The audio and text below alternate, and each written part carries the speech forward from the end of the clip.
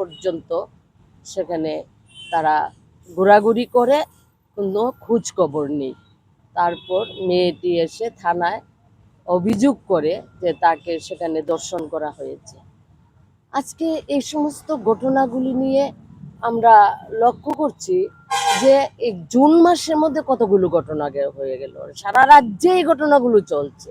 গত পরশুদিনও উদয়পুরে পিত্রা থানা এলাকায় মেয়েটি অটো দিয়ে যাচ্ছিল, তাকে অটো থেকে নামিয়ে জঙ্গলে নিয়ে যায়, 3 জন মিলে তাকে ধর্ষণ করে।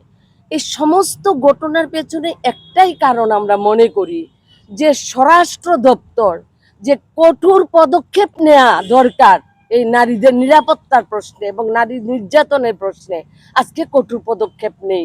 এবং আসামিদের গ্রেপ্তার করা, দৃষ্টান্তমূলক শাস্তি দেয়া, এটা বিচারকের কাজ, কোর্টের কাজ।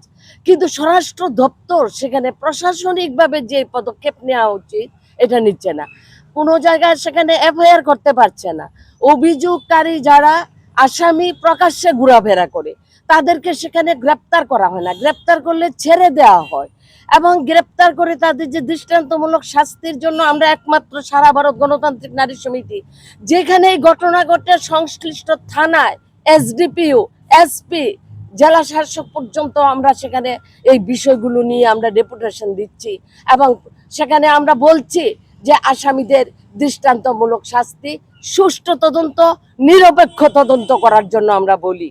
আমরা সেখানে কোনো রং দেখতে চাই না, আমরা চাই আসামি দৃষ্টান্তমূলক শাস্তি নয়। এবং আমাদের রাজ্যের যে স্বরাষ্ট্রমন্ত্রী, উনার দৃষ্টি আকর্ষণ করছি, এইভাবে যদি চলতে থাকে তাহলে আগামী দিনে ত্রিপুরা রাজ্য একটা ভয়ঙ্কর নগরীতে হবে। আজকে বৃদ্ধ থেকে শিশু, কিশোরী, যুবতী, গৃহবধূ কেউ সেখানে রেখাই পাচ্ছে না। একটাই কারণ, সেখানে কঠোর শাস্তির ব্যবস্থা হচ্ছে না এবং প্রশাসনের পক্ষ থেকে, স্বরাষ্ট্রমন্ত্রীর পক্ষ থেকে একটা বার্তা দিচ্ছে না গোটা রাজ্যে এই ঘটনাগুলো সম্পর্কে।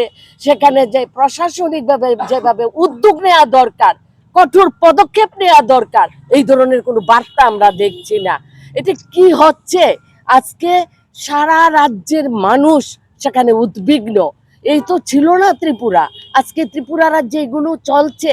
সেখানে আমাদের শাসক দলের অনেক সেখানে নেতা কর্মী যুক্ত এই সমস্ত ঘটনাগুলির সঙ্গে। তার জন্যই আমরা মনে করি যে যেভাবে সেখানে পদক্ষেপ নেওয়া প্রয়োজন সেভাবে পদক্ষেপ নিচ্ছে না। অতি দ্রুত আসামিদের গ্রেপ্তার করে দৃষ্টান্তমূলক শাস্তির দাবি জানাচ্ছি।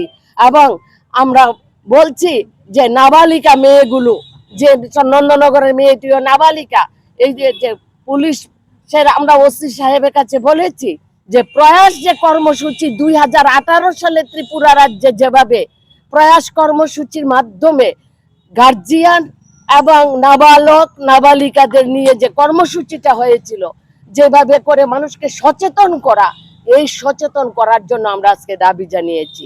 এবং আসামিকে দৃষ্টান্তমূলক শাস্তি, চার্জশিট যাতে সেইভাবে দেয়া হয়, কোর্টে বিচার হয়।